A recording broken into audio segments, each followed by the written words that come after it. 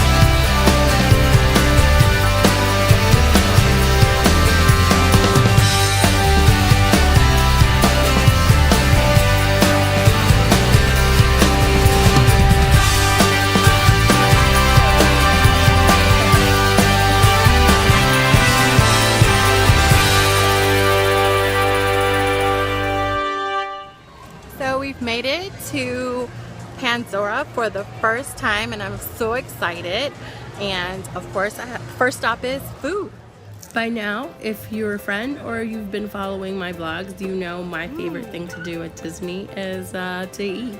I love trying new snacks, and this pineapple pongu lumpia was just the way to satisfy this Na'vi queen.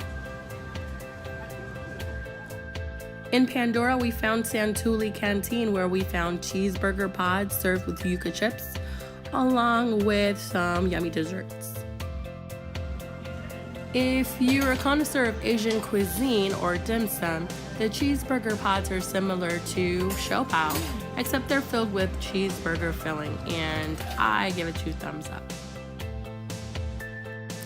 For dessert, they offered 2 kinds of mousse, the Na'vi blueberry cheesecake and the chocolate cake mousse. And of course we're gonna get both of them.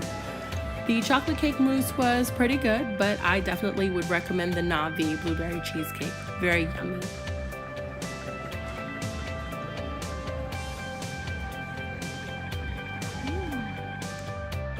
So I've been to Casey's like a million times, but never have I ordered the mac and cheese hot dog. But after this time, I'm always going to order the mac and cheese hot dog.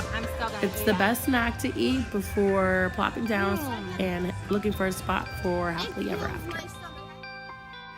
The fruit and Nutella waffle sandwich at Magic Kingdom Sleepy Hollow is a fan favorite, and for good reason. But then they went around and introduced the spicy chicken waffle sandwich, and I am in love and cannot wait to go back and order this again.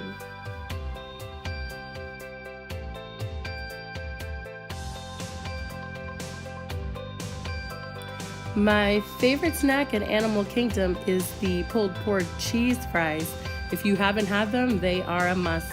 I don't even care if you're a vegetarian. Just try a little, just a little. And a big thumbs up to the carrot cake cookie found at Hollywood Studios. Be Our Guest is famous for 2 things, being the Beast and Belle's Castle, and the Gray Stuff cupcake. And neither one disappoints. When the only lunch reservation you can get was at 2:30, you eat your sandwich like this. It is so quiet and classy in here, but I'm still gonna be me as I eat my cupcake. If you missed it before, here it is. The Gray Stuff is so delicious. Here's Ezra's first time eating the Gray Stuff. How is it? Good. Is it delicious? I don't know whose kid he belongs to, because I don't love food like I do. One of the finer dining experience found in the actual parks is Tiffin's. Tiffin's is located in Animal Kingdom, and they serve a variety of different types of foods. I had the bread service in the Wagyu beef and the green tea cupcake with a crumble of matcha. It was amazing. I haven't talked much about Epcot, but when you're in France, I love Chef de France, but even more than Chef de France is walking around the promenade and checking out the bakery. this is sure, my whenever lovely you stop by friend the Natasha, UK, you could get some fish and chips. and she's drinking or you an could do like ale my friend in and London town. purchase some ale. How's your ale? From the UK, we had to run through Morocco before we headed over to Japan. The overall experience that we received at Tokyo Dining in Japan's pavilion was by far the best experience that we experienced at Walt Disney World's resort. From the customer service to the presentation to the food to the view, it was just an amazing experience. I would definitely recommend this as a family outing or a romantic outing, or like me, an outing with my best friend or an outing with my son. It was just truly one of the best experiences ever. Now we head on over to Mexico. La Hacienda de San Angel, to be more specific. The short ribs on a bed of mashed potatoes were pretty amazing, but not as amazing as our own tacos. A must whenever you're in Mexico at Epcot is the avocado margarita. Again, I say that it's an absolute must. You must have an avocado margarita. If you're like me and you're indecisive when it comes to food because you want everything, why not try a buffet? We love the breakfast at Ohana's, and what could be more better than Mickey waffles and Stitch waffles and bacon and eggs and sausage and, well, you get my drift.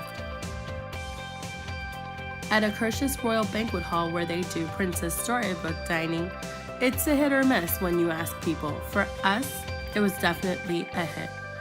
Breakfast is one of our favorites at Walt Disney World Resort. The potato hash is beyond words. They also have a salmon and fruit bar as an appetizer, and then a breakfast platter comes and it is served family style. 1900 Park Fair at the Grand Floridian is my favorite place to have character dining. At breakfast, you can find Winnie the Pooh and Tigger and Mary Poppins and Alice in Wonderland and the Mad Hatter. And at dinner, you can find Cinderella, her Prince Charming, Lady Tremaine, and her lovely daughters. The food here is pretty good, and overall, I would recommend the value is top-notch for food, for character interaction, and for customer service. To spice up your culinary palate, head on over to Tusker House, where you can find food that looks normal but is spiced up a little bit to include a little bit of African, Asian, and American fusion. It's actually one of my favorite places to have breakfast/brunch. The bread pudding is amazing, and I don't even like bread pudding. So head on over to Tusker House, where they have your favorite characters in safari attire, and of course, they have great character interaction. For me, Hollywood and Vine isn't the most delicious place to eat, but it is the most fun place to eat. Here you'll find Minnie hosting one of her seasonal parties, and the character interaction here is the best that we've experienced at Walt Disney World. Again, lunch and dinner are served buffet style, and like I said, it's all about the characters. Now you go.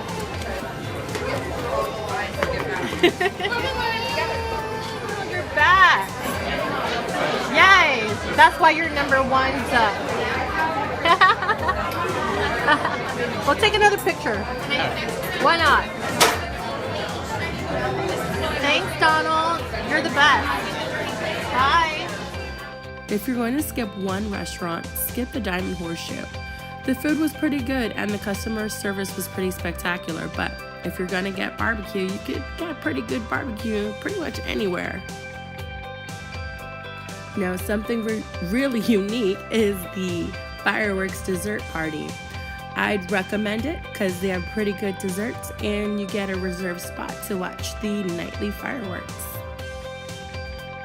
So I know you can get your Disney snacks pretty much anywhere on Disney property, but my favorite place is definitely Magic Kingdom, where you can go to the confectionery and just ooh and ah and look at the snacks, or you can actually buy cake pops and Rice Krispie treats. You can also stop by and get the famous Dole Whip. If you haven't tried one, you have to try one. And of course, you have to try the Mickey kitchen sink ice cream from the Plaza Ice Cream Bar. At the Jungle Navigation's Skipper Canteen, we found the food to be underwhelming. The falafel was okay and the siomai was rather touristy, as well as their chicken bowl, which is really a really bad version of pho. But overall, go yourselves and make your own decision. As if it doesn't get any better than being at Disney, there's coffee at Disney. You can get your coffee, your espresso, your latte, your macchiato, your Americano. You can get it iced, which is probably the ideal when you're spending a day at the parks, or you can get it warm when you're starting your day off at a character breakfast. You can take it to go and head for the parks, or you can take it to go and head home. Boo. Don't forget to subscribe to my channel and visit me on Instagram for more at AnnaBelle2oh2. Thanks for watching.